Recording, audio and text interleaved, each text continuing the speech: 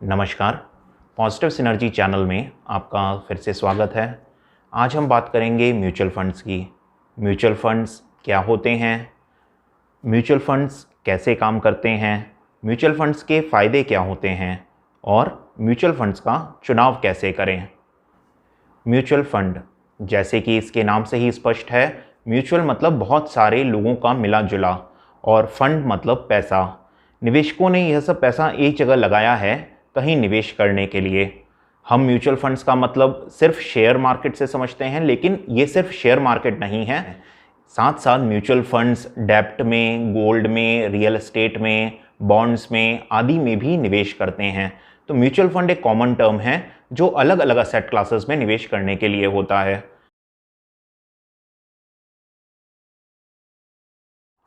आज हम equity mutual fund की बात करेंगे और इसे एक उदाहरण से समझेंगे। उदाहरण के लिए मैं यहाँ पर SBI ब्लू चिप फंड का उदाहरण ले रहा हूँ। यहाँ पर SBI तो फंड हाउस है और ब्लू चिप फंड एक लार्ज कैप फंड स्कीम है। इस स्कीम को एक फंड मैनेजर संभालता है जो कि SBI म्यूचुअल फंड ने अपॉइंट किया है, और वह उस फंड मैनेजर का काम होता है कि जो भी पैसा निवेशक वहां लगा रहे हैं उस फंड में, उस स्कीम में, तो वह उस पैसे से शेयर खरीदता है। इनके पास एक पूरी रिसर्च टीम होती है जो इस बात का निर्णय करती है कि कौन से शेयर को खरीदा जाए और कौन से शेयर को बेच दिया जाए। इस पर्टिकुलर स्कीम की अब बात कर लेते हैं। जिस स्कीम की मैं बात कर रहा हूँ इसमें 54 शेयर हैं, यानी कि जो भी पैसा आप इस फंड में निवेश करेंगे वो 54 कंपनीज में बराबर डिवाइड हो जाएगा, जिस रेशियो में उन्होंने वो ले रखी हैं। इसमें जो टॉप 5 शेयर्स हैं वह हैं HDFC bank 9.4%, ICICI bank 6%, Nestle India 4.9%, ITC 4.4%, Reliance 4.1%। यानी कि अगर आपने इसमें 1000 रुपये लगाए तो 94 रुपीज़ HDFC बैंक में लगेंगे, 60 रुपीज़ ICICI बैंक में लगेंगे, 49 रुपीज़ नेस्ले में लगेंगे, 44 रुपीज़ ITC में और 41 रुपीज़ रिलायंस में लगेंगे। और इनकी रिसर्च टीम ये निर्णय करती है कि कौन सा शेयर खरीदना चाहिए, कौन सा बेचना चाहिए। इसमें निवेशक को कुछ भी नहीं करना होता। आपने अगर एक स्कीम का चुनाव कर लिया है और उसके अंदर SIP शुरू कर दी है तो यह रकम ऑटोमेटिकली आपके बैंक अकाउंट से कटती रहेगी हर महीने। आपने जो भी सेविंग किया और उस म्यूचुअल फंड की यूनिट्स आपको मिलती रहेंगी। उन यूनिट्स में कुछ हिस्सा HDFC बैंक का भी होगा, कुछ हिस्सा ICICI बैंक का, ITC का, रिलायंस का, नेस्ले इंडिया का और अन्य सभी कंपनियों का एक हिस्सा होगा। जो भी उस फंड मैनेजर ने रेशियो डिसाइड किया है उसके अंदर जो जो कंपनीज हैं उस म्यूचुअल फंड में जिसमें आप निवेश कर रहे हैं।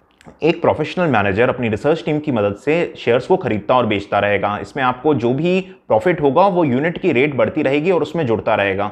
उदाहरण से समझते हैं, जैसे आपने अगर 100 यूनिट्स खरीदी 20 रुपए की, आज अगर उनकी रेट बढ़कर 22 रुपए हो गई तो आपकी 2000 रुपए जो आपने निवेश किए थे वो बढ़कर 2200 रुपए हो गए। अगर आज आप उन्हें बेचेंगे तो आपको 2200 रुपए मिलेंगे, 200 रुपए प्रॉफिट मिलेगा और ये आपके अकाउंट में जमा हो जाएगा।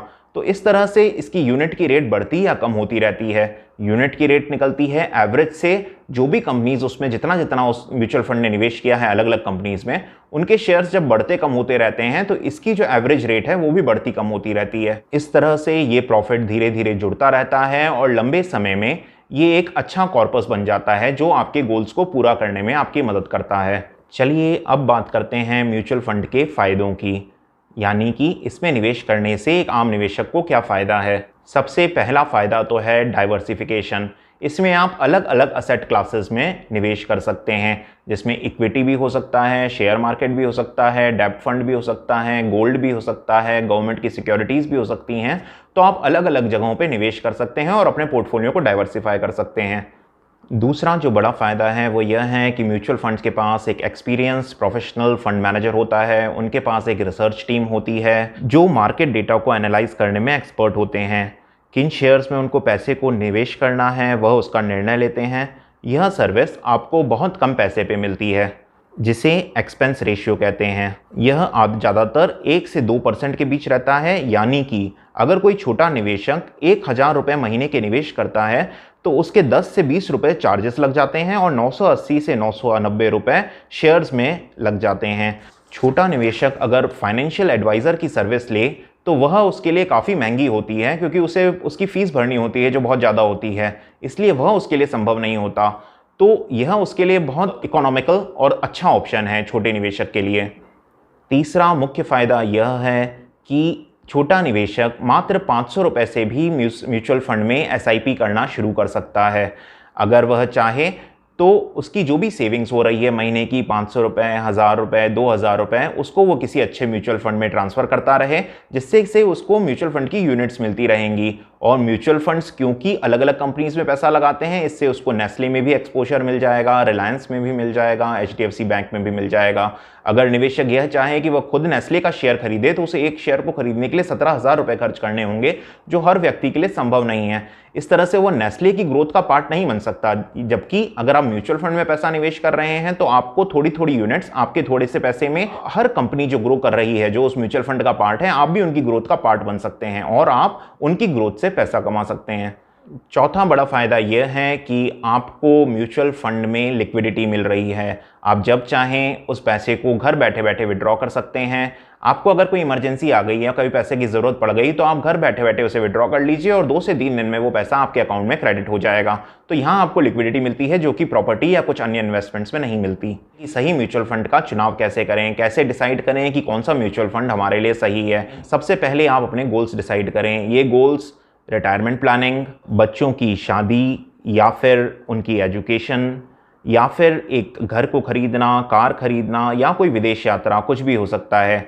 जब आपने अपने गोल्स आइडेंटिफाई कर लिए तो उसके बाद आपको अपनी रिस्क टेकिंग एबिलिटी देखनी है कि आप कितना रिस्क ले सकते हैं।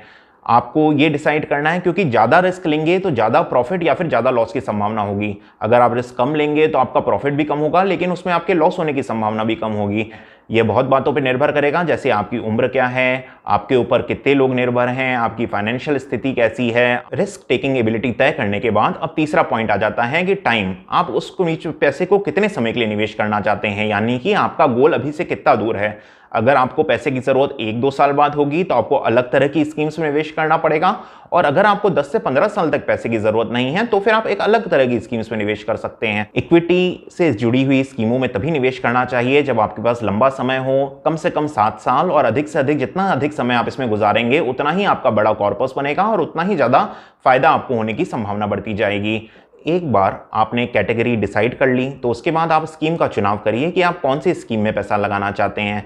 स्कीम का चुनाव करने के लिए आप उस स्कीम का पिछले 5 से 10 साल का ट्रैक रिकॉर्ड देखिए। जिसका एक लंबा और एक अच्छा ट्रैक रिकॉर्ड है, जिसने एक कंसिस्टेंट रिटर्न दिया है लंबे समय में, उसी फंड का चुनाव करिए। इसका जो बेंचमार्क होता है वो होता है इंडेक्स। आप अगर एक लार्ज कैप फंड में निवेश कर रहे हैं तो ये देखें कि लार्ज कैप इंडेक्स ने पिछले 5 या 10 सालों में क्या रिटर्न दिया है और क्या वो फंड कंसिस्टेंटली उस इंडेक्स से बेटर परफॉर्म कर पा रहा है।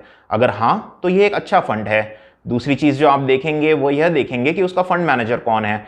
फंड मैनेजर का भी आपको ट्रैक रिकॉर्ड देखना होगा कि उसने पिछले 5-10 सालों में कौन कौन से फंड्स मैनेज किए हैं और उनकी परफॉर्मेंस कैसी रही है। अगर आपका एक फंड अच्छा है जिसका एक अच्छा ट्रैक रिकॉर्ड है और आपका फंड मैनेजर अच्छा है तो आप उस फंड में निवेश कर सकते हैं। भारत की ग्रोथ स्टोरी का पार्ट बनने के लिए म्यूचुअल फंड्स में निवेश करिए, और इसका सबसे अच्छा तरीका है सिस्टमैटिक इन्वेस्टमेंट प्लान यानी SIP सही है, और छोटे निवेशक के लिए यही एक सर्वोत्तम तरीका है शेयर मार्केट में निवेश करने का।